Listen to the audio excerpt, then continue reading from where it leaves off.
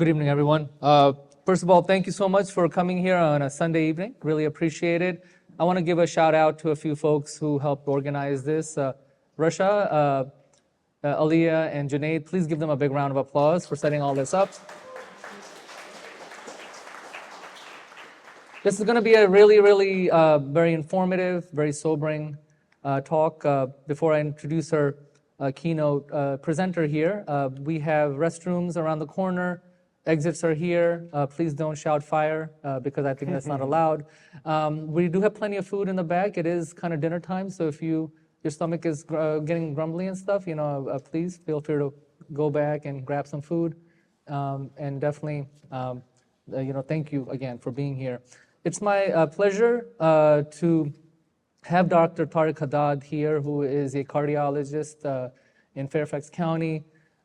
Has dedicated his life to the profession and saving lives and serving human beings. And I had the opportunity to meet Tariq in October as he started the advocacy on what's happening right now in Gaza and the West Bank, and what's really disturbing, what's happening to Gazans. And he's been advocating for several months now with different congressional members and members of the administration and directly to the president as well. I think you're really going to learn a lot today from him and about his family and the story. So again, thank you for being here. So without further ado, it's my pleasure to introduce Dr. Tariq Haddad. Please give me a round of applause. Thank you, Atif. Appreciate it. It's nice to see you all. Just to give you a tiny bit of background on my story and why I thought it was helpful to speak here today. So I'm a cardiologist. I work at Virginia Heart, but my heart is always back in where I grew up. So just to give you my perspective, I grew up in Gaza from the time I was 2 months old. I grew up on my grandmother's house in Khan Yunis. I spent most of my childhood there, would go back there even after I left every summer. And so I kind of have that interesting perspective of having bridged two worlds. And I think doing so, allows me to kind of, tell my family story in a way that I think helps people who are not familiar with the Palestinian issue really understand it a lot better through the steps of my family. I'm a human rights advocate. On top of being a cardiologist, I work with Virginia Coalition for Human Rights. And because I believe that being a physician or healthcare provider goes hand in hand with helping others and making sure people are getting equal rights.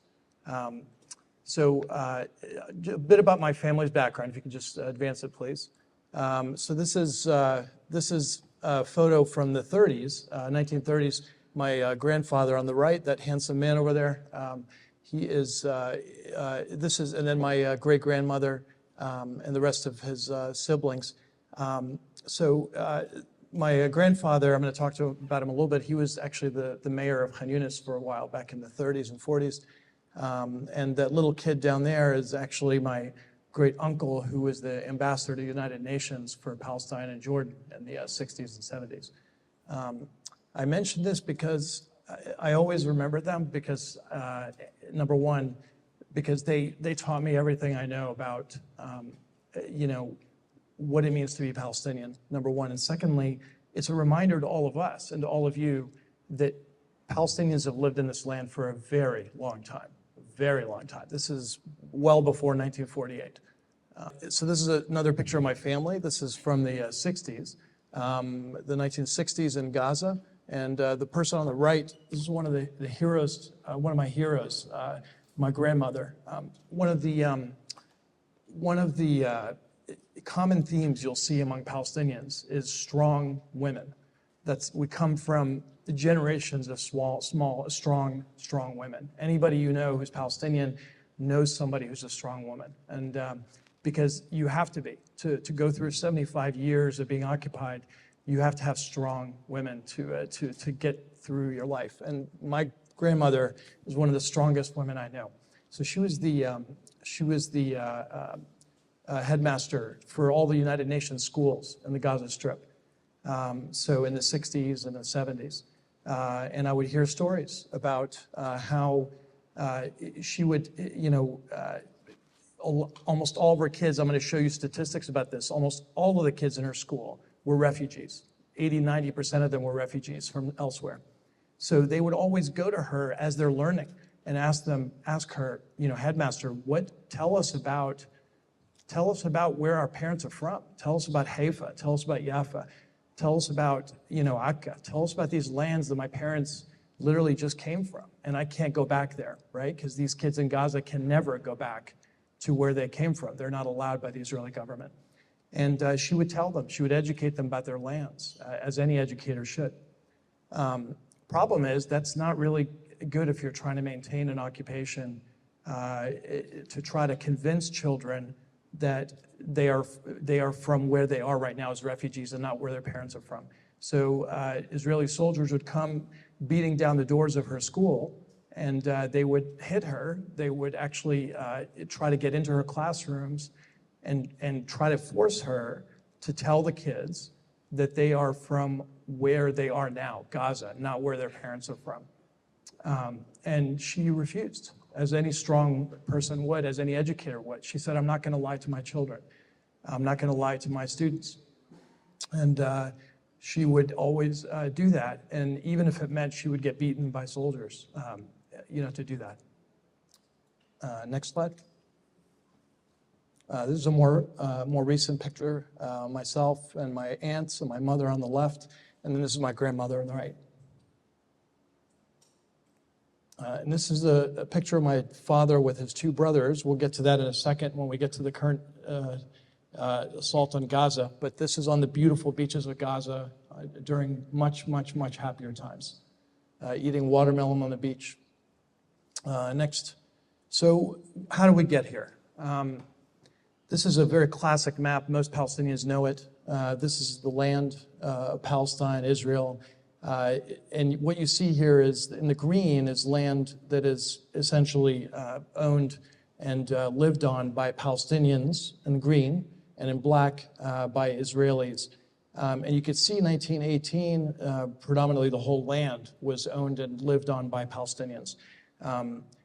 Tragically, after the Holocaust, of course, which was a terrible, terrible time, a lot of Jews felt unsafe and wanted to immigrate to that land. And what you can see here in 1947, you start to see a lot more immigration into areas on the western part of historic Palestine.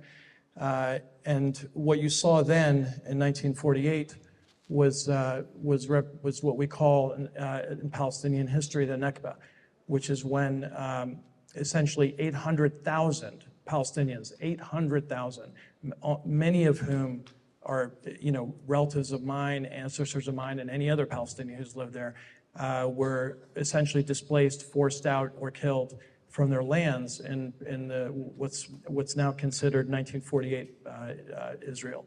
That event happened mainly because Israeli militias were confronted, and Israeli leadership was confronted with a very difficult task. How do you create a Jewish majority state in a land where there are a majority of Palestinians living there? And the way you do that is by displacing people, unfortunately. And that event happened around 1948. You can see 1960, most of the Palestinians, because of the Nakba, have now been forced into the West Bank and the Gaza Strip.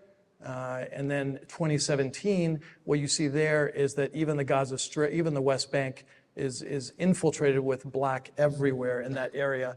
And the reason is because of Israeli settlements that have now been built all across the West Bank. Next slide, please.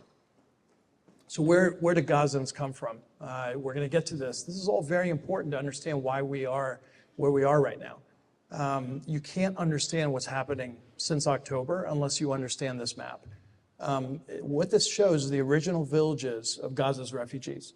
You can see that over 200,000 Palestinians of those 800,000 got displaced to Gaza after being ethnically cleansed from over 190 villages across Palestine. They were basically crowded into 8 refugee camps, all of which literally exist to this day, shockingly enough. 8 refugee camps all over the Gaza Strip. These are where almost all the refugees from 1948, essentially, that ended up in Gaza are living right now. These are the same refugee camps you hear about when you hear people being bombed in Gaza in refugee camps. These are people who were displaced from 1948.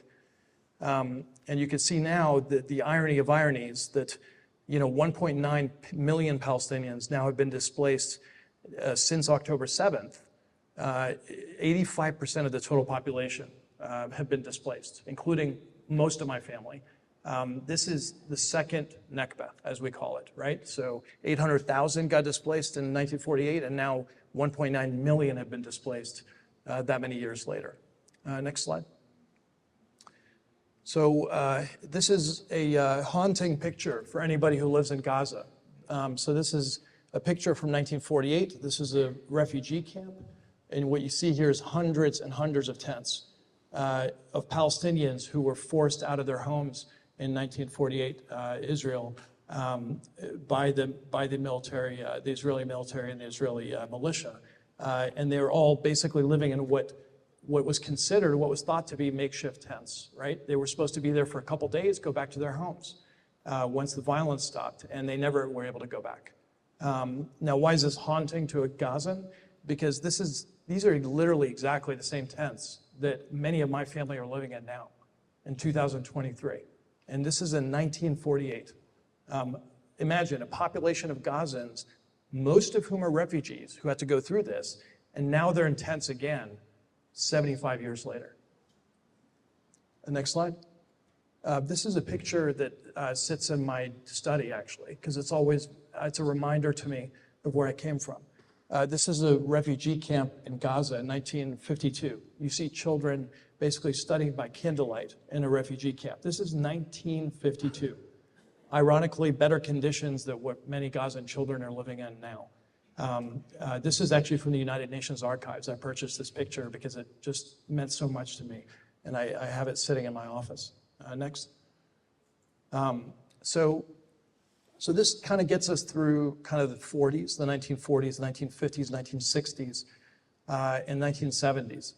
So what happened after that? So as we all know, and as I mentioned, 1967, the West Bank and the Gaza Strip were occupied and taken over by the country of Israel. Both those areas have been occupied since. So what does it mean to be occupied? And I put this slide here because a lot of people don't understand that term. What does it mean that we're occupied? So I'm going to tell you some narratives from my time there. So again, I lived there since I was 2 months old. So back in the 70s, I experienced it firsthand, and I want to share that with people who've never been there, because I truly believe that understanding is the first step to really having solutions. You can't come up with solutions unless you understand or walk in the path of a Palestinian. So in the 70s, of course, I was living in the occupied Gaza Strip. And what did that mean? Well, what it meant was, when I was a child, I remember in my grandmother's home, the grandmother you saw those pictures of, middle of the night, seeing Israeli soldiers eating out of our living room, eating out of our kitchen, eating her beautiful home-cooked food. Why would they do that? Because our house in Khan Yunis was on the 3rd floor. And so, Israeli soldiers would go in whenever they wanted. They would use our balcony as a scouting area so they could snipe on children or whoever else they wanted to snipe on in Gaza. We had no recourse. That's being occupied. You can't do anything about it. That's just what they can do. Occupation for me meant playing chess in the street when I was 13 years old. I remember this very clearly, 1987. With my cousins, we used to love to play chess in the streets of Khan Yunis. It was just a dirt little neighborhood. But soldiers would come to the beginning of the street, and I'll never forget this day. They came to the beginning of the street. They told us to come to them. Any Palestinian who lives under occupation knows you never go to the soldiers if they told you to come, because you get detained in the jails for indefinitely, sometimes for your whole childhood. And so we ran. We were playing chess.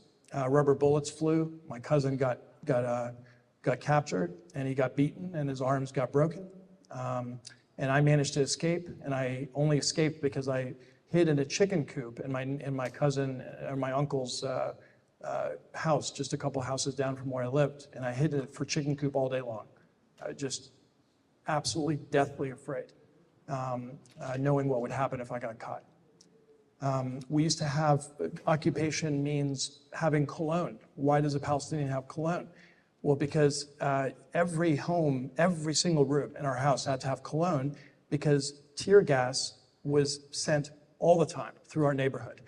Tear gas, if anybody's experienced it, essentially singes your throat, singes the back of your mouth, singes your eyes, makes you feel like somebody is literally lighting your face on fire. And my grandmother had to have cologne in every room, and she'd literally douse it all over our faces anytime there was tear gas. That was living under occupation. We would, when we would travel to Gaza, the journey in itself. So we'd go from Amman, Jordan, which should have been about a 45-minute drive. It took us 18 hours to go from Amman to the Gaza Strip. Why? Because you have to go through multiple checkpoints. You have to be strip searched every time you come in. You have to be treated like less than a human being. Our bags would basically be thrown out onto a table with 10 other people's bags, and all thrown out onto a table, and we'd have to sift through it with 5 other 10 families. That's just how you lived. That's how you lived. You lived as quite literally as though you're not equal. You're not an equal person.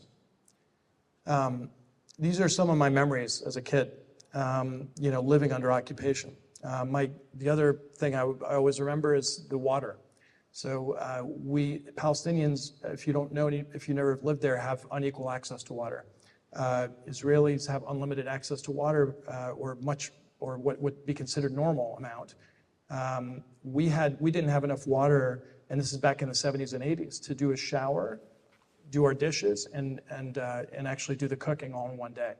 My grandmother, I remember her screaming at me once because I took, after this 18-hour trip, I just wanted to take a normal shower. And I used up all of our water with one shower, and I felt so bad about it. We had occupation as having your land destroyed.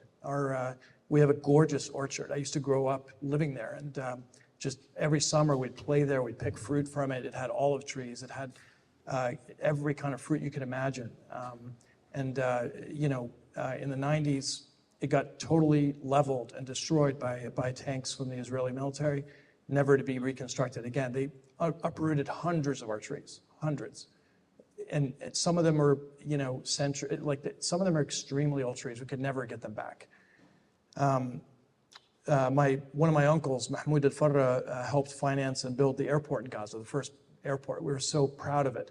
1998, and then we had to watch the Israeli military bomb it in December 2001, and then cut the runway in January 2002. These stories are not unique. My story is not unique. My purpose in telling you these stories is I just represent one person. Every single Palestinian has stories like this. Next slide. So again, to understand where we are, and with the context of what I just told you about my own personal experience, what does the data show us? Is it consistent with what I just told you? I'm a physician, and one of my first reactions to anything is show me the data, right? So and this is the data. So if you go back to the bars down there show the total number of Palestinians killed over the years. And it goes all the way back to the 80s. You could probably go back even further. And what you see there is on average, hundreds of Palestinians are killed every year. And this goes back to the 80s. You have spikes. 2014 was one of the military strikes on Gaza. You could see 2001 to 2009, it went up to almost 1,000 a year. And you can see since 1988, 26,521 Palestinians killed. Okay, and no life. I don't put anybody's life over another. I'm not saying that Palestinians' life is any more important. It's horrible that even Israelis were killed. Okay, of course it is. They are all equal. But you can see the difference there, the discrepancy of what it means to be under occupation when 26,000 Palestinians are killed over the past few decades. People have this misconception that things started on October 7th. And what this chart shows you very clearly is occupation is violent. We all know this. Anybody who's lived under it knows it. You cannot suppress the rights of millions of people and tell them they're unequal without there being violence, because it's just impossible. You can't suppress people that long without violence. And this is what this shows. So what else does occupation mean and to a Palestinian? Most people who go there who are not Palestinian don't see this, because it's actually, it's only experienced if you're Palestinian. This is the segregated road system that happens in the Palestine and Israel. So what you see here, it's hard to see from where you are, but basically the white lines there are roads that are accessible to Palestinians. Okay, the red lines are roads that have restricted access to Palestinians, i.e. they're not all allowed through it, and they have to go through checkpoints. Okay, yellow show the roads that are not accessible to any Palestinians. Okay, only Israelis. And if you focus in on the West Bank, what you see there is, if you really look at these towns, you can see it's extremely difficult to go from one town to another with this road structure. It's almost impossible. You have to spend hours going just from one village to another if you look at the way the map is laid out. Okay, and that's on purpose. It's unfortunately on purpose. Why is it structured this way? Because settlements have been sprouted up everywhere throughout the West Bank, making it almost impossible to go from one village to another. And anywhere you have a settlement, a Palestinian cannot go into those lands. And as a result, you're isolated to these roads. So occupation means unequal access to roads. Next slide, next slide. I like this slide because for people, it really gives people an idea. This whole conflict is not about religion. It never has been. Some of my best friends are Jews that absolutely believe strongly in the equality of others. What this shows is that, what this slide shows is, what does it mean to be unequal? What does it actually mean? Put the religion aside. What does inequality mean? So we give one example on the left of a Jewish American who's born in the US versus a Palestinian refugee who's born in Lebanon. That Palestinian refugee, by the way, is, as an example, is my brother-in-law, Yassine, who grew up in Baalbek, a little town, those refugee camp in southern Lebanon. He's Palestinian. So I use him as an example. So can I visit Israel and the occupied Palestinian territories? Okay, if you're Jewish American in the US, the answer is yes. If you're a Palestinian refugee, the answer is no. Okay, you cannot. You are not allowed. If you're in southern Lebanon, you're a refugee, you cannot go to Palestine. You cannot go to Haifa. You cannot go to Jaffa. You're not allowed because it's the systematic, again, why? Because it's a system that's made to not allow the refugees to go back to their homelands. Can I move there? If you're Jewish American born in the US, you can move there, okay, under Jewish law. Because you are Jewish, you have a right to return to Israel. If you're a Palestinian refugee who literally your parents lived in Palestine in Israel, you cannot go back. So you have roots, but you can't. Can I become an Israeli citizen? If you're a Jewish American, the answer is yes. If you're a Palestinian refugee born in Lebanon, the answer is absolutely not. You're ineligible. Can I pass on my legal status to a spouse in Israel or the occupied territories? The answer is yes for a Jewish American. The answer is no for a Palestinian refugee. What about in East Jerusalem? Again, there's 4 or 5 different shades of being Palestinian, sadly, and each of them experience their own inequality, and this shows this. So if you're a Jewish citizen of Israel born in East Jerusalem in a settlement, is my legal status in Jerusalem secure? The answer is yes. If you're a Palestinian resident born in East Jerusalem, it's not secure. And I could tell you this from personal experience because I have lots of patients who are in my practice who live in East Jerusalem, and they literally can only see me a certain period of time between visits, because if they do not go back to Jerusalem, their homes will be taken. They have to go back every 6 months, otherwise they will not be able to stay in their homes. If you're a Jewish citizen of Israel in East Jerusalem, you can vacation for a year. It's not an issue. You still have your land. Can I move abroad for years and come back? The answer is yes for a Jewish citizen of Israel. You may not if you're a Palestinian resident born in East Jerusalem. Can I keep my legal status if I move to other parts of the West Bank? Maybe not if you're a Palestinian resident. Yes, if you're a Jewish citizen of Israel. Can I move easily to a new home in East Jerusalem? Yes, if you're a Jewish citizen of Israel, and it's no, probably not if you're a Palestinian resident. Next. What about in the West Bank? So if you're born in an Israeli settlement, okay, can I hop in my car and drive to Jerusalem? Simple thing, right? Jerusalem's like 20 minutes away if you live in certain parts of the West Bank. The answer is yes, if you're in a settlement. If you're a Palestinian ID holder, okay, living in Bethlehem, for example, the answer is no, you cannot. If I'm arrested, will I get a fair trial? The answer is yes, okay? If you are Palestinian in the West Bank, you can be held indefinitely in detention.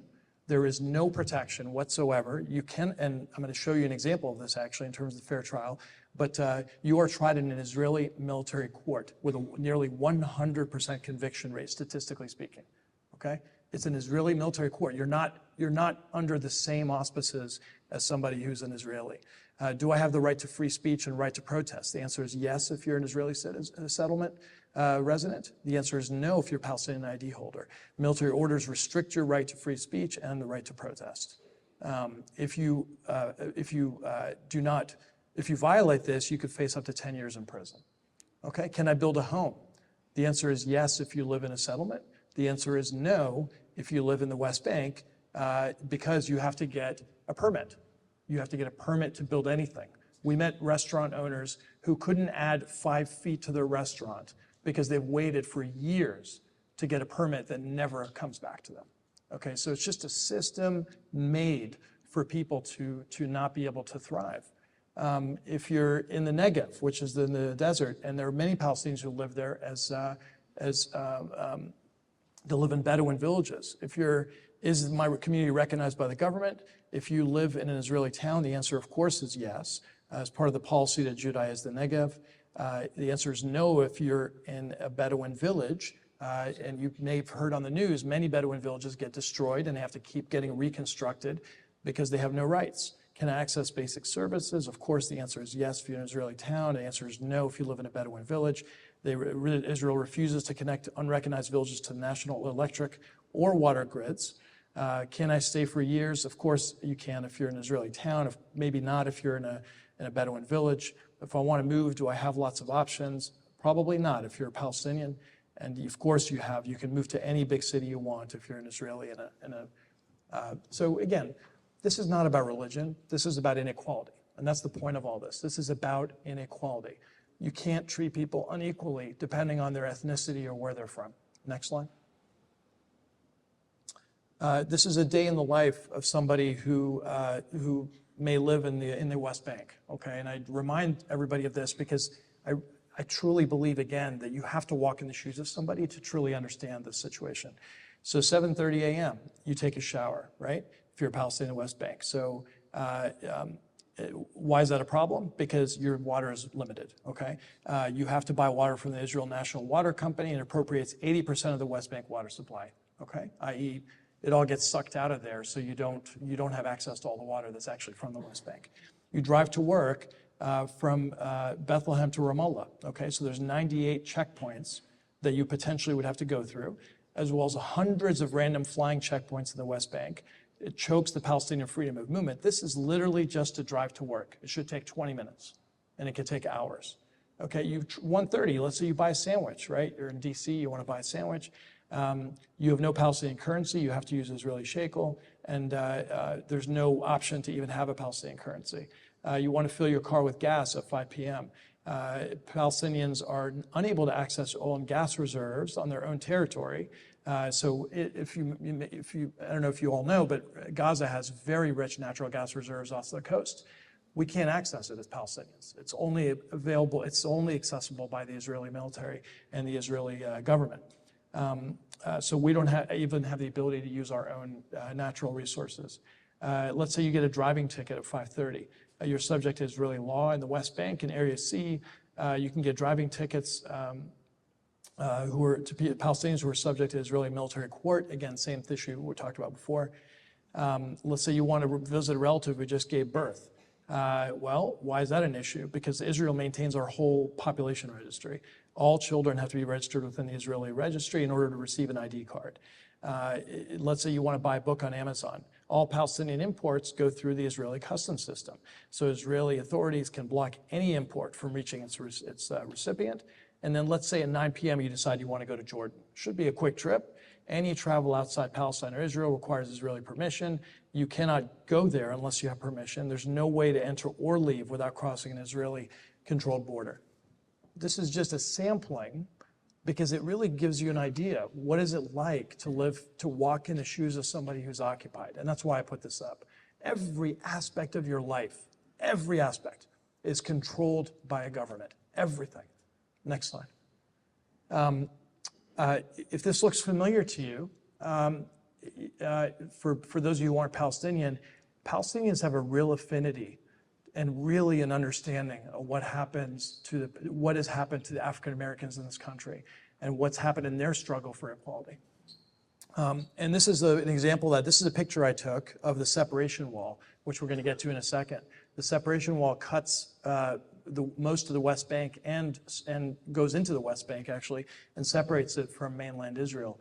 And this is painted on the wall. It says not only George Floyd, but Iyad Halaq as well. Okay. Now let's talk a little bit about Iyad Halaq and who he is. So George Floyd, you all know, of course, what happened with him. I'm not going to go into that. That was a terrible, terrible incident where an African-American gentleman got killed, presumed guilty, and of course he was not.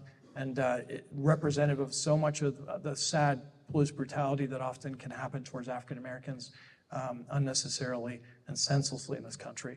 Iyad Halaq was a 32-year-old who's autistic. He's a Palestinian who's autistic. He had the mental capacity of a 6-year-old. And several years ago, he would go to a special needs school, and every day he would walk to that school. It was like the joy of his life. And it was one day he was walking to the school, and Israeli soldiers saw him, and they told him to stop, and they talked to him in Hebrew. And he doesn't speak Hebrew. He speaks only Arabic. So he kept walking, and plus he's a mental capacity of a 6-year-old. And they screamed at him. Autistic children, obviously loud noises scare them. So he started running as an autistic, adult, and they shot him and killed him. And he had nothing. He was literally going to a special needs school.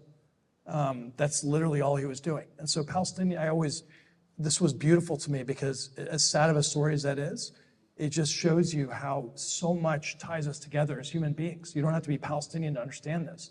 If you understand what happened to George Floyd, you understand what happened to Iyad Halaq. Next.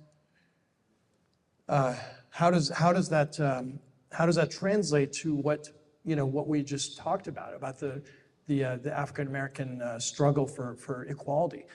So Black Americans and Palestinian citizens of Israel are 1/3 less likely to gain a college education than white Americans and Jewish Israelis. These are statistics, okay? And you can see here, Palestinian 26% education, Black 22%, whites on the other hand 36%, and Jewish Israelis 41%. Next. What about living in poverty? So both Black Americans and Palestinian citizens of Israel 3 times more likely to live in poverty than white Americans and Jewish Israelis. Again, statistics that speak to a system, both ways, a system that is meant to suppress the rights of people. Next. What about income? So same, Black Americans and Palestinian citizens of Israel receive 1/4 less annual income than white Americans and Jewish Israelis. Average African American, 30,000, average white, 40,000, the average Israeli Jew, 26,000, the average Palestinian, 18,000. Next. And then finally, they're significantly more likely to be unemployed. So white Americans, 4.3% unemployment, African American, 8.8%, Jewish Israelis, 5.1%, Palestinian unemployment is off the map. Next. And then you can also in terms of convictions, right? We know this very well in America. So if you're convicted for the same crime, Black Americans and Palestinian citizens of Israel can expect to spend nearly twice as long behind bars as white Americans and Jewish Israelis. Inequality. And then what else does occupation mean? It means destruction of homes. And so you can see here over 160,000 homes have been destroyed over the years, and this is just in the West Bank. And you can see it's just a policy of displacement that absolutely devastates people, losing your home over and over and over again. That also is what occupation means. Next. This is a picture of my daughter, Hala, who's now 15, and she's standing in front of the separation wall in Bethlehem. So this is, for those who haven't been there, this is a massive, massive construction that cuts off Palestinians from the rest of, from 1948 Israel. It's a huge wall, and you can see here, the Palestinians in classic Palestinian resistance, they refuse to make it ugly, right? So they want to turn ugliness into beauty. So what do? They paint things on the wall. And so one of the things they painted right there says, "Make hummus, not walls." So that's one of the things that they wrote on the wall. Next slide. This is another example. So this is right at the wall. This is, of course, the wall, but what you see here is a Palestinian painter drew what this would look like if you looked through this wall, right? Which is basically a landscape of Jerusalem. And then this is another example of this ugly wall, and it really gives you an idea of what a monstrosity it is. If you're in Bethlehem, this is what you see every day. This is literally what you walk by every single day. Next slide.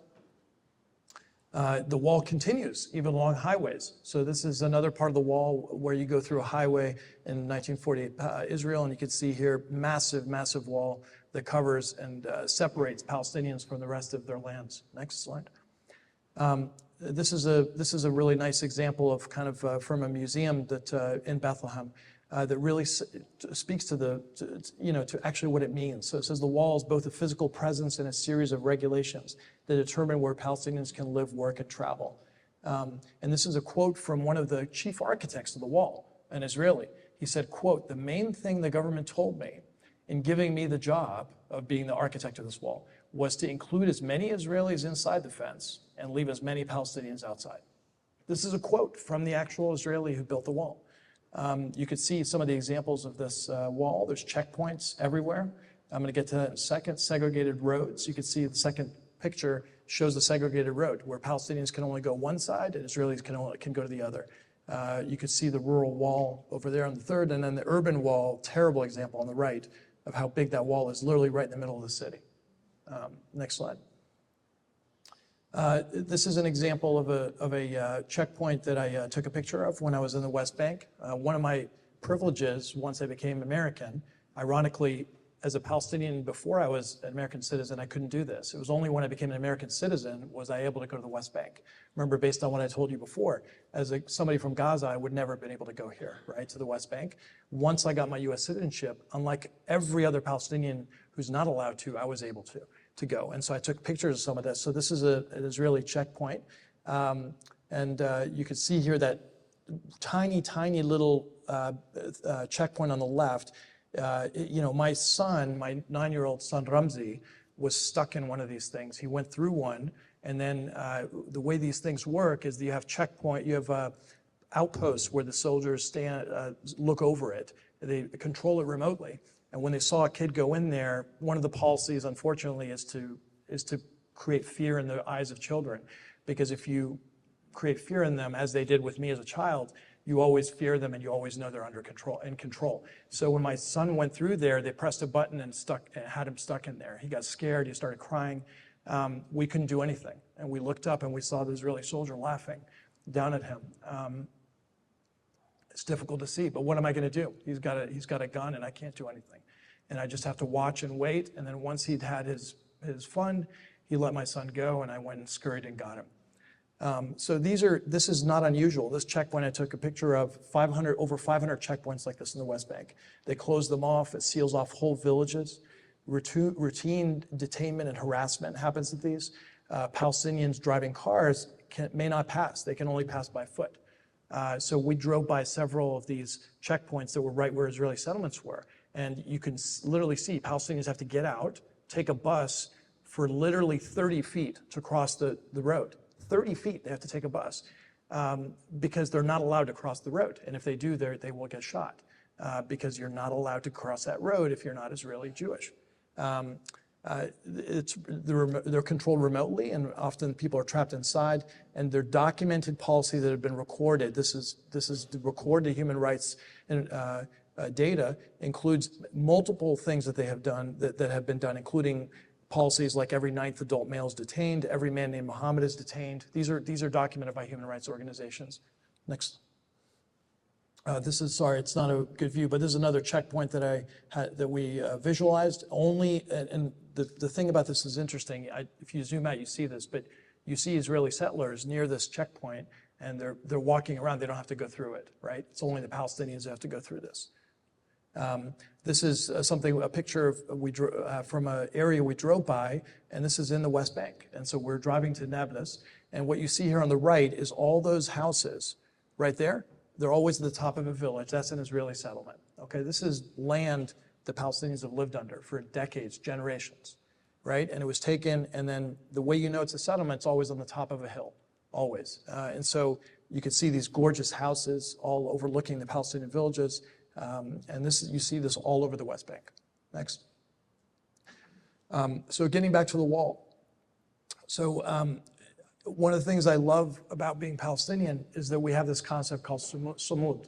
Sumud is an Arabic term that means steadfastness in the face of difficult times, right? So being steadfast, not letting things get to you.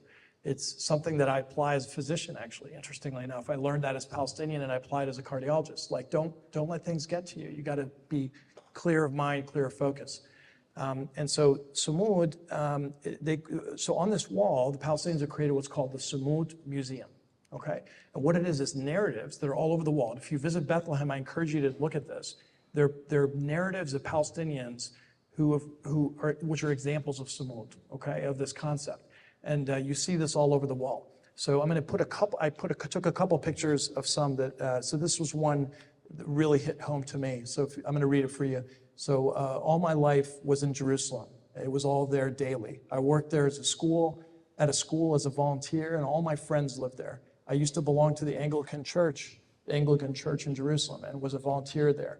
I arranged the flowers and was active with other women. I rented a flat, but I was not allowed to stay because I do not have a Jerusalem ID card. Now I cannot go to Jerusalem. The wall separates me from my church, from my life. We are imprisoned here in Bethlehem. All my relationships with Jerusalem are dead. I'm a dying woman. This is Antoinette in Bethlehem. Again, speaking to, you can live in Bethlehem, literally 15 minutes from Jerusalem, as this woman did, and she can't go to Jerusalem, where all of her life, all of her church activities as a Palestinian Christian were, and she couldn't go there. Next. This one really hit me hard. So this is this beautiful story from this woman, Ellen, from Beit Jeda. So it says, my son fell in love with a girl from Jerusalem. It was difficult for him to visit her because he needed a permit, but she was able to come and visit him here in Bethlehem. He could not get permission to visit her, even when she became ill. After 4 years, she died. She put in her will that she wanted my son to carry her coffin at the funeral. He tried to get a permit to do this, but this was denied. He decided to go to Jerusalem without a permit. The Israeli soldiers caught him, beat him badly, and put him in prison for 30 days. He missed the funeral. He had a nervous breakdown and was ill for 2 years. All he wanted to do was to be able to carry the coffin of his loved one. And he can't do that as a Palestinian. He couldn't do that because he can't go from Bethlehem to Jerusalem. I mean, this is the kind of dehumanization that has nothing to do with religion that we're talking about here. Next. I'm going to get to this town in a second. I'm going to show you pictures of this, but this is called Homeward Bound. My grandmother, Mahbouba, used to walk secretly to Old Walaja. Her house was evacuated during the Nakba in 1948. Remember, getting back to what we talked about, all these villages, over 500 villages were ethnically cleansed, right? So our family was not allowed to return, but she kept visiting the old house in the nearby fields to bring us some food from our old house. One day during her secret travels, an Israeli soldier shot her and she was injured in her neck. She continued to walk back while bleeding and managed to reach our house. She told my family that she felt something warm flowing down from her shoulder. We took her to the hospital where she was treated. Afterwards, she kept the memory of her home alive and dreamt that she would return at least once before she died. This is a woman just trying to go back to her house. And this is a common experience for Palestinians. Every time I go back to Palestine, I have at least 5 people who tell me, can you please take a picture of my home? because I can't go back there, right? You're not allowed, if you're Palestinian, to go back to your home from 1948 Palestine. Next slide. I was born in Ain Kadam in 1934. I'm going to show you pictures of this in a second. My grandmother was also born there. Ain Kadam is a very old village where Muslim and Christian people used to live together. The Zionist army came to the village in 1948 and they were shooting. We were forced to leave because it was dangerous to stay. I was 13 at the time.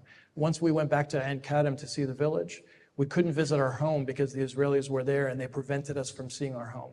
My mother wanted to see our house, our furniture, our clothes, and our other belongings, but the Israelis didn't let her enter. Instead, they locked the door. Next slide. And this is Ain Kadam. So we went there, I went there with my kids because I wanted them to see the lands of all their people. And this is Ain Kadam. So you can see here, this is my own picture. And what you see on the right, so there's a couple things that are very important here. So we always say as Palestinians, we're very close to our land. We feel like one with our land. And one of the things you see here is you see multiple pomegranate trees and olive trees. Okay, now why is that important? Because as a Palestinian knows, olive trees are very, very hard to get rid of. And pomegranate trees are very hard to get rid of. And where you see them, that's where people lived. That's how you know where Palestinians lived, is where you see the pomegranate and olive trees. And then what you see here on the right, over up top, you see some pebble rocks over on the top right hand of the screen. Those are Palestinian homes that were destroyed in 1948. So this was Ain Kadam. This is exactly where that woman lived. And all these homes were destroyed. And where you see 1948 villages destroyed, almost always, what you will see is a protected park. Why is it a protected park? Because it keeps people from going back to their homes, among other things. And this is what this got turned into, is basically a park where people hike. That's what this turned into. Next slide. This is the mosque, the abandoned mosque from Ain Kadam that we took a picture of. Next slide. And then this is another gorgeous, gorgeous picture. It just gives you an idea how beautiful Ain Kadam is. And you just see the valley, and this is in the just absolutely stunning town. I can't imagine having lived there and not being able to go back. It's absolutely heartbreaking. Next slide. This is another narrative from the wall from a woman, Mira, from Bethlehem. We have an aunt living behind the wall on the Jerusalem side. Before they built the wall, we used to visit her all the time. But now we can only go when we have a permit, maybe at Christmas. But then most of the time, they only give me a permit and not my husband, or the other way around. But we want to go as a family to feel freedom, to go and see the sea, for instance. The children ask me, Mama, we want to go and have fun. Why can't we? I tell them that we cannot go because we're living in prison and we don't have permission to leave. We cannot go because we're controlled by the Israelis. I tell them because I think they need to know. This is a woman who literally cannot go, again, from Bethlehem to across the wall to Jerusalem, 20 minutes away. Next slide. So this is another one from a woman, Rania, in Bethlehem. It says it's called Fear. During an Israeli military incursion into Bethlehem in 2002, I was alone at home with my son, Fuad. I was pregnant with my second son, George. All of a sudden, I heard noises in the main gate where the Israeli soldiers wanted to come to search our place. I was frightened and about to faint. The soldiers screamed and slammed the doors of the rooms. One of them looked gentle and brought a glass of water for me. The others went into the room where my son slept, covered with a blanket. The soldier took away the cover, thinking he was one of the wanted youths. And my son woke up frightened and crying. I calmed him. When the soldiers discovered there was nothing in the house, they left. Fuad still wakes up at night in fear.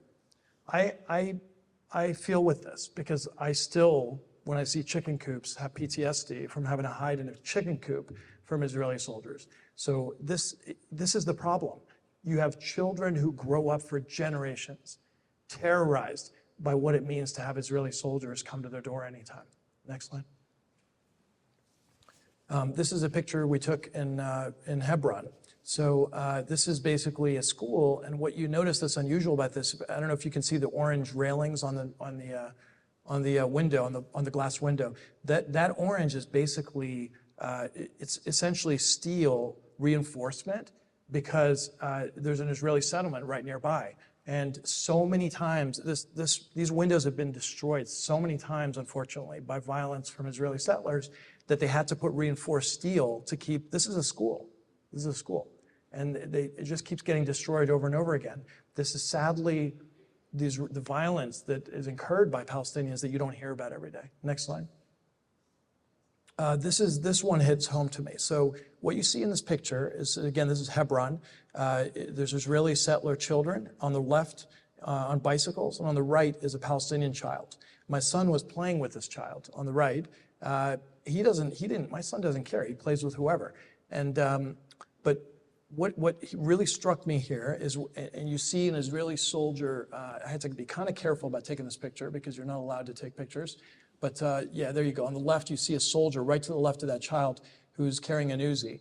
And what happened in this case is that the reason that Palestinian boy is bicycling to the right is that one of the Israeli settler children told the soldier, this kid is bothering me. Now, the reason I know that wasn't the case because I was there the whole time my son was playing with him, and he wasn't even talking to the other kid. He told him, he's bothering me, tell him to go back to his house. And so the soldier told the kid, go back to your house. This is his neighborhood. This is literally this kid's neighborhood. And he was told to bicycle back to his house, and that's what he's doing right here. And so this systematic inequality, why are soldiers protecting people only of one ethnicity? Why is this soldier's job to tell a child to go back to his home because he's of a certain ethnicity or a certain religion? Next slide. This is another example of an Israeli settlement that we were passing. Again, you see gorgeous, gorgeous homes built on Palestinian land. And you can see, you can't see it here, but there's swimming pools there. It's absolutely stunning, like it could be any suburb in the United States. Next slide. This is a village called Lifta, which is west of Jerusalem. We passed by this and we walked through there. Lifta was ethnically cleansed in 1948. And what you see here is, again, the rubble of Palestinian homes that was destroyed. And again, as a constant theme, this is also a protected park because people cannot go back there and build again. And that's why you made it as our park. So we hiked there just to be able to see this destruction. Next. This is a well, again, it's not labeled like that, but you can see it's obviously a well from a Palestinian village. And it's just kind of framed over, but it's not labeled as such when you walk through there because nobody wants to be told about what was here before, right?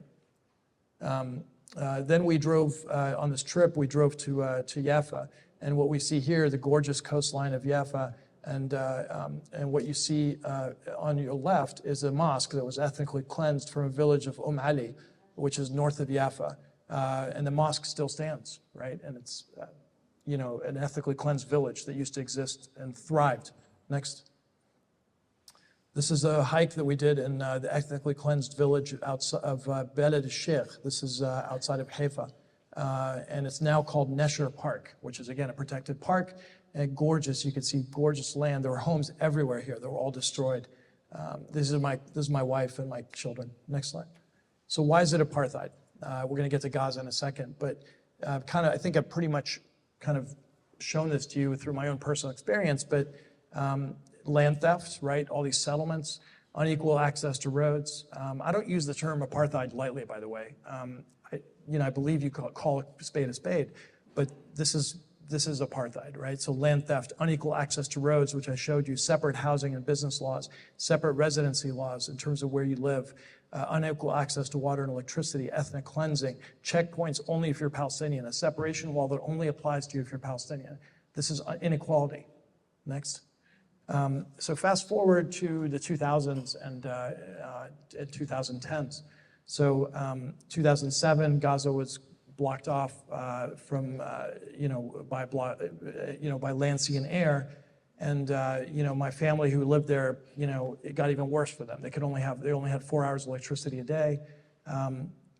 It was terrible since 2007. 4 hours of electricity, 4 hours of water at most. Restrictions on nutrition. There was only enough nutrition allowed into Gaza through the Israeli border. Basically enough nutrition that's calculated based on caloric consumption for 2 million people, and that's it. And so then 2014, an Israeli missile strike hit Gaza, and these are two of my cousins, Yara and Abdurrahman al-Farra. They're 8 years old.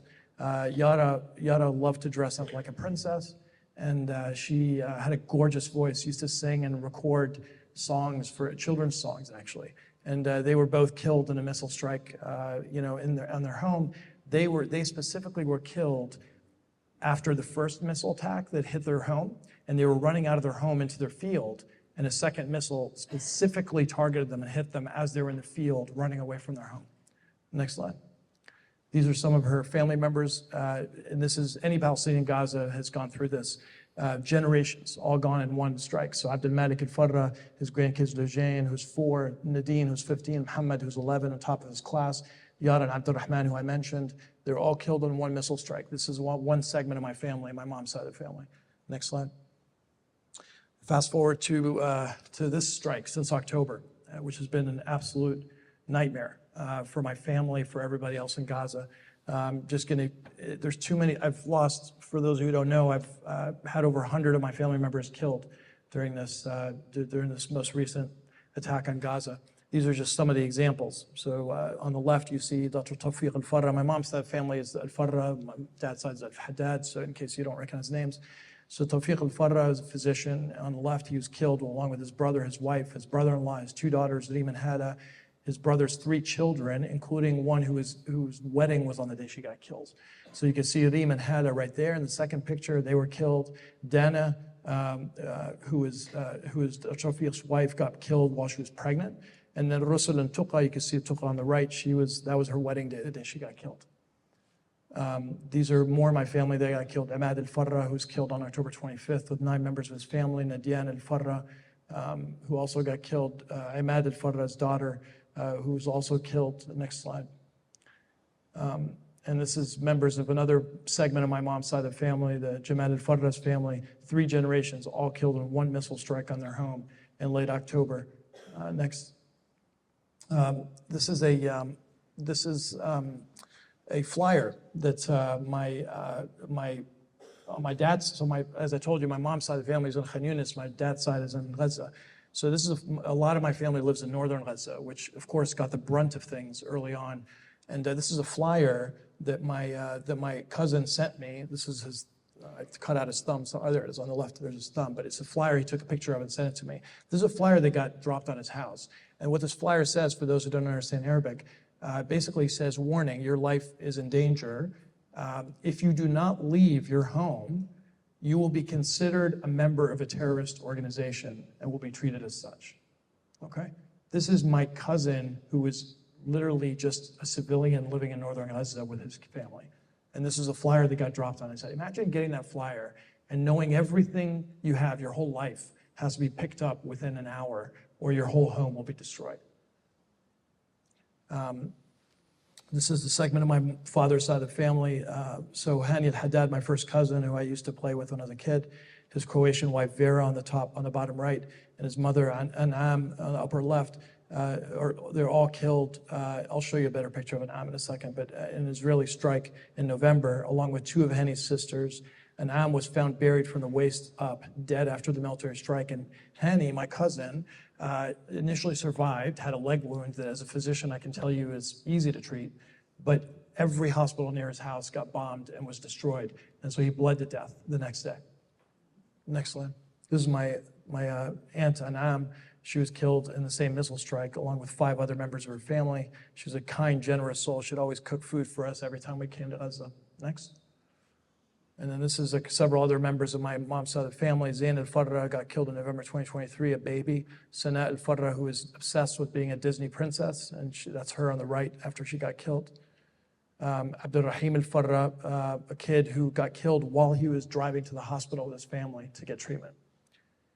This is Samar al-Farra, who is a cousin of mine. She got killed on the day she was getting her PhD after sheltering in Gaza. She had already sheltered and gone to Gaza and to Rafah, I'm sorry, after escaping, being told to go to Rafah, and then she got killed the day she got her PhD.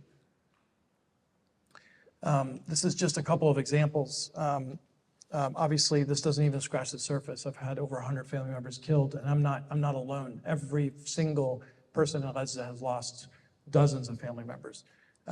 This is just a quick timeline of the humanitarian crisis, just for those of you who aren't clear, and it really highlights how many opportunities as a country we've had to fix this issue. So you can see October 9th, Israeli officials announced a complete siege on Gaza. No food, water, or fuel would be allowed to enter. The food market was bombed in Jabalia refugee camp. Again, one of those refugee camps I mentioned earlier. 5 United Nations food distribution centers were destroyed. October 10th, fishing activities were halted. So again, Gaza is on the coast. You're allowed to fish usually up to a kilometer. Ironically, you can't go further because the Israelis are there with battleships, but even that was not allowed. White phosphorus, which is supposed to be outlawed by international law, was fired at the Gaza port. On October 11th, Gaza's only power plant was shut down. 15,000 farmers risked loss of crop production, and 10,000 livestock breeders have no feed for their animals. October 17th, Gaza's last operating desalination plant shuts down. After 10 days, no trucks entered. October 21st, the first truckloads of food, water, and medicine enter Gaza, but no fuel to deliver aid or cook food staples. October 22nd, UN reports that people are resorting to consuming contaminated water from agricultural wells. This is the time when I was getting texts from my cousins saying that they're eating animal feed, literally animal feed. That's all they had to be able to eat. October 28th, 20% of the UN supplied bakeries in Gaza were bombed. October 31st, Gaza farmers were unable to harvest 4,400 hectares of olive trees. November 9th, the largest bakery in Gaza was bombed. Next slide. November 25th, 1.7 million people have been displaced by this point in Gaza. At this point, every one of my family members who had not been killed, all their homes had been destroyed. Every single one. There's not a single home left standing among all my family. November 28th, the Palestinian Census Bureau reports agricultural losses of $1.6 million per day. Over a third of the agricultural land in northern Gaza is damaged. December 3rd, the World Food Program warns of a high risk of famine. I apologize, this is in reverse, but in early November, you could see the last functioning bakery was bombed. The UN reports people surviving on raw onions and uncooked eggplants. The wait time for bread is 4 to 6 hours. You can see the prices start to rise. On November 17th, humanitarian agencies are unable to distribute essentials due to lack of fuel. The last functioning flour mill was destroyed November 15th. Next slide. And of course, as you know, it's gotten worse since then. So on average, before this whole thing happened, 500 trucks per day was the amount of goods that were entering Gaza, January to August 2023. And that's when food security stood at 63%.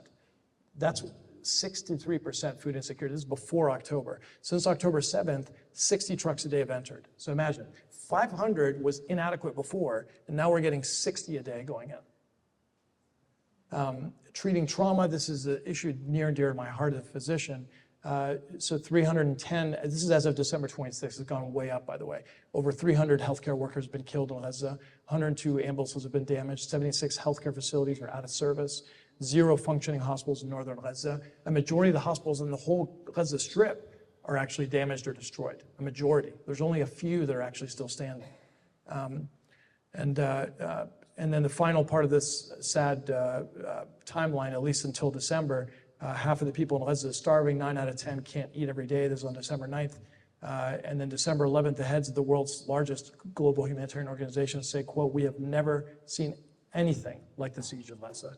And then this is somebody displaced from northern Gaza. I'm going to get you to some of the quotes of my family members in a second, saying, quote, "It's as if the Israelis are telling us that if we do not die from the bombing, they will make us die of thirst, hunger, or cold." Next slide. Again, in the spirit of kind of understanding, walking the eyes of somebody, I believe as a physician in the concept of putting yourself in somebody's shoes. I do this every day. What does it feel like if you're a child born as a refugee in 2007? Okay, a common thing, right, in Gaza. So if you're born in 2000 and you're already a refugee, right? By age 2, you've undergone your first assault. You survived a 22-day attack on Gaza at the age of 2 in December in 2008. Then at the age of 5, you survived another 8-day attack on Gaza, where 168 Palestinians were killed, including 11 children. July 2014, you've gone through your 3rd military attack on Gaza. You survived 50 days of onslaught of Israeli forces, including 556 children. Over 1,500 children were orphaned at that time. This is a really emotional time for me because this is when my child was born, my youngest child, Ramzi. And we never celebrated his birth because he was born the day of the Shujaiya massacre, when 67 Palestinians, mostly children, were all killed on the day my son was born. And so it was just a rough time. So then what else have you experienced as a child? 2018, the Great Return March. Remember, if you understand everything I told you before about how everybody in Gaza is a refugee, you'll understand they did this, what they thought was going to be a form of passive resistance, of nonviolent resistance. They called it the Great Return March, where they came out en masse to protest and say, we want to be able to live in the lands where our parents were born. We want to be raised where my grandmother was educating her students about where they're from. And they say, we want to live where we're from. And tons of people were, 214 protesters were killed, including medical personnel, 46 children. Another assault at the age of 14 in May 2021. And then you survive another one, the fifth assault at the age of 15. And now at the age of 16, you've never left Gaza. You've never left an area the size smaller than New Jersey. And, and now you've survived your sixth assault, in which 15,000 children have been killed. Over 30,000 civilians have been killed, and thousands of children are missing. And we use the acronym there, which unfortunately is only present in Gaza, which is WCNSF, which means Wounded Child, No Surviving Family. It's a common acronym. Every physician who's worked in Gaza over the past few months knows this term, and it shouldn't exist. Why should you ever have a term like that? And yet it exists in Gaza. Next slide. Water. We talked about water a little bit. So the WHO minimum, the World Health Organization minimum, for what is considered appropriate water supply for somebody is about 100 liters per person per day. Okay. In Israel proper, the average, and this is again just data. This is no judgments, just data. Okay. The average Israeli has 240 liters per person per day. Okay. Before the war, the average Gazan had 88 liters per person per day, which again is below the World Health Organization minimum that's considered a standard. Now, 3 liters per person per day is the average that a Palestinian in Gaza has access to. I mean, I just don't know how you see this, and I just don't know what to say. Like, how can somebody survive on this little water compared to what's considered a standard? Next slide. These are some texts from some of my family in Gaza. So as you might imagine, the last 4 months have been a nightmare for me because every day I'm trying to keep myself together as a physician, and yet I have to hear every morning about what's going on in my family. This is a particularly emotional text I got from one of my cousins in northern Gaza. This is from from several weeks ago. They sent this to me, and I'm going to read it to you. It says, initially we were and still are suffering from a crisis of water and food, but this suffering, despite its magnitude, is considered trivial compared to the destruction of our lives, our future, and our hopes. This war has taken away our most beautiful memories after everything beautiful in our lives was destroyed: our homes, our jobs, our friends, our neighbors, and our belongings. And now we are wondering how we can continue our lives after the war, if we are alive, with the pain, loss, sadness, and humiliation that we see, not to mention the destruction in homes, institutions, companies, and infrastructure. Even our youngest children realize that this war is not against Hamas, but against the Palestinian people in Gaza. As for the situation of people in Rafah now, this is after they had to shelter in Rafah. With the anticipation of the ground military campaign in Rafah, everyone is living between the two worst fears. Firstly, feeling fear and panic of losing a family member or being arrested and tortured, as what happened to civilians in Gaza in the north, or being bombed in Rafah while fully aware that medical services are almost stopped in Gaza. And secondly, feeling a kind of bitterness because we responded to the Israeli army's request. Remember that flyer I told you about?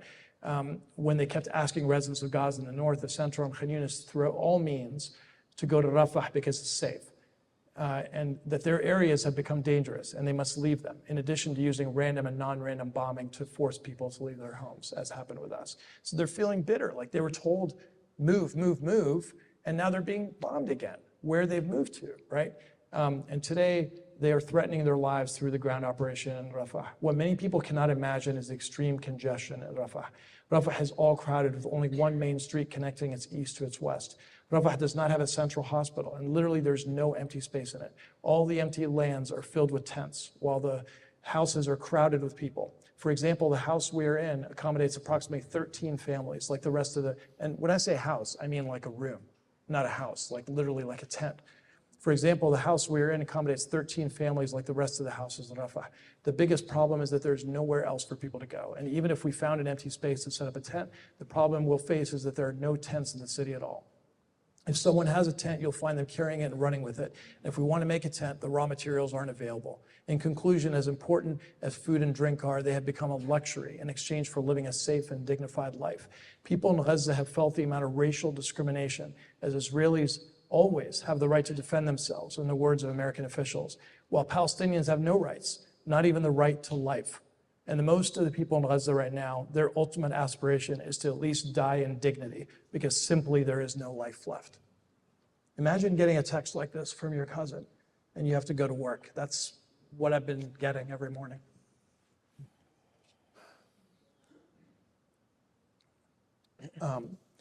So these are some of the narratives. I just wanted to, before I close, I just wanted to show you tell you a couple other things I didn't have on the slideshow here.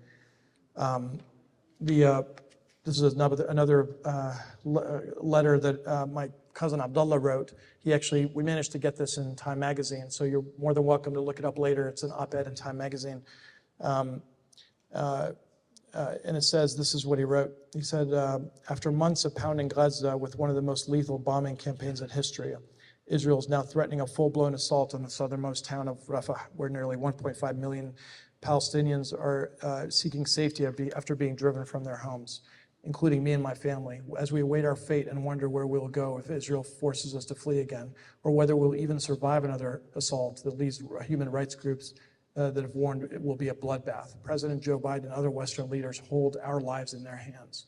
Normally a small city next to Egypt, Rafah is extremely overcrowded, hosting the majority of Gaza's 2.2 million people. The town is filled with tents and its houses are overflowing. Most of the homes in Rafah have a dozen families in them. All around us, people are starving, thirsty, and sick from disease because Israel continues to block the entry of sufficient food, water, and medical supplies. After being driven from our homes and witnessing our communities systematically destroyed by Israel, we have nowhere left to run, and fear Israel is planning to expel us out of Gaza entirely into Egypt, as senior Israeli officials have been calling for months. I'm from the Sabra neighborhood of Gaza, where I've lived most of my life, along with my father Omar, who's my cousin, my uncle, and my brother Salim and our families.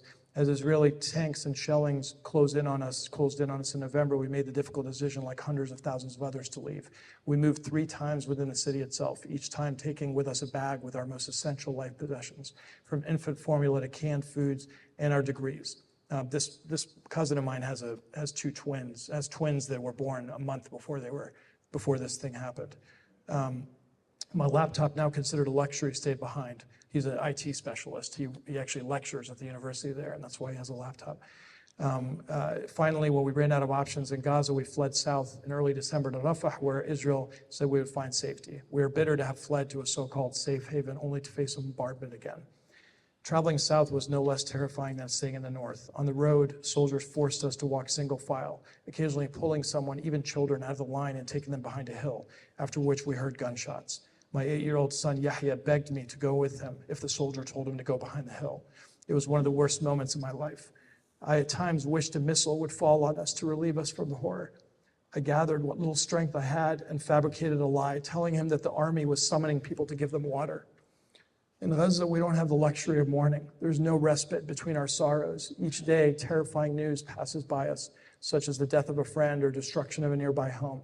In early November, we learned of the killing of our cousin's aunts through a chain of WhatsApp messages. We hear the news, mourn for a moment, then return to our tragedy, searching for water and food in our struggle to survive.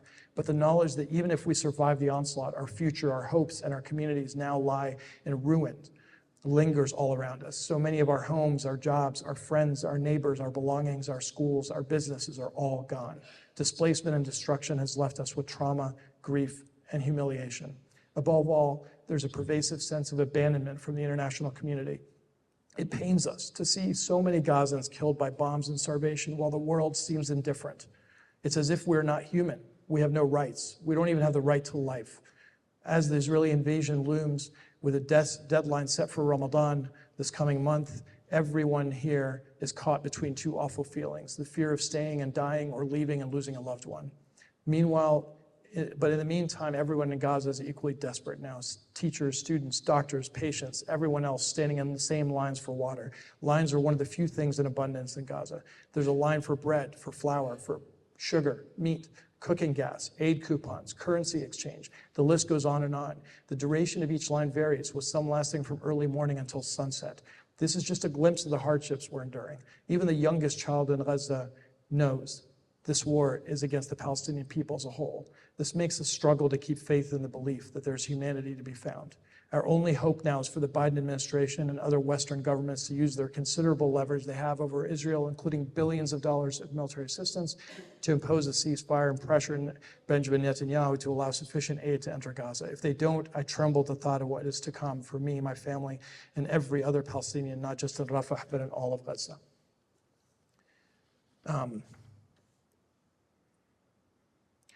Sorry, it's difficult to hear this because when it's your own cousin saying this. So I'm going to finish with this. I'm a positive person. I'm not actually, anybody who knows me knows I'm one of the most optimistic people. And this book reminds me of this. So this is, I'll tell you a little story about this. This is on our latest trip. We went to this village called the Oasis of Peace, okay? And in Arabic, it's called Wadi thank you, yeah. And it's a village that was kind of a utopian village created in 1948 Palestine and Israel. It's a village where Israeli Jews, Palestinian Christians, Palestinian Muslims all live, okay? And they have, this is the mayor actually of the town, Tariq Haddad, and we met him. We actually spent and had lunch with him. You know, they live happily there, okay? Why do they live happily? Because they actually treat each other like human beings, not as a person of one religion or another, or a person of one ethnicity or another, okay? They are able to do this because there's a humanization of each other and a recognition that we're all people. We are all human beings, whether we're Jewish, Christian, Palestinian, Muslim, Palestinian, Christian, doesn't matter, okay? You know, African American, Caucasian, we're all the same. And I don't think we're ever going to get out of this, and we're not going to have solutions until we humanize each other and see each other as human beings. And I include with that everybody, including my Israeli brothers and sisters. You know, I have so many people who I consider friends who are incredibly passionate about the sense of equality that's necessary, who are Jewish, who are Israeli. Doesn't really matter, but we have to see each other as equals. Thank you. Wow. Thank you so much for sharing, you know, everything. It was very educational and informative. I know I learned a lot of new things. I think one of the things I want to encourage is there's a lot of experts in this room, and we can please educate us, people like me and others, because half the room knows a lot, the other half the room is learning. We're in our journey. I think awareness is really, really important. And what's really missing is that there's a lot of misinformation. There's a lot of suppression in the media. A lot of voices are being suppressed on college campuses. They're being suppressed, you know, on social media as well. A lot of federal employees can't even say the word ceasefire or free Palestine. You know, those are not bad words. So as we build up, we have to continue to build up the collective knowledge and power. President Biden is wrong. He is wrong. Okay, on down to politicians on both sides of the aisle. The vast majority of them have not shown the moral courage. They have abandoned humanity and morality. You know, we all are seeing this in this room, but we have to continue to advocate and work for a solution that does humanize human beings. And I think this, you know, immediate, you know, I pray every single moment that we'll have an immediate ceasefire. But beyond that, we need a long-term solution which centers the Palestinian voices for a free and independent Palestine. We need people like Dr. Tariq Haddad and many of you to be that at the focal point of this. But again, I just want to say thank you so much. I know this was probably really, really tough. I can't imagine what you're going through. Can't imagine that. especially to see children going through this. So just want to say thank you so much. Please give them a big round of applause for having the courage. Thank you. Beautiful. Thank you.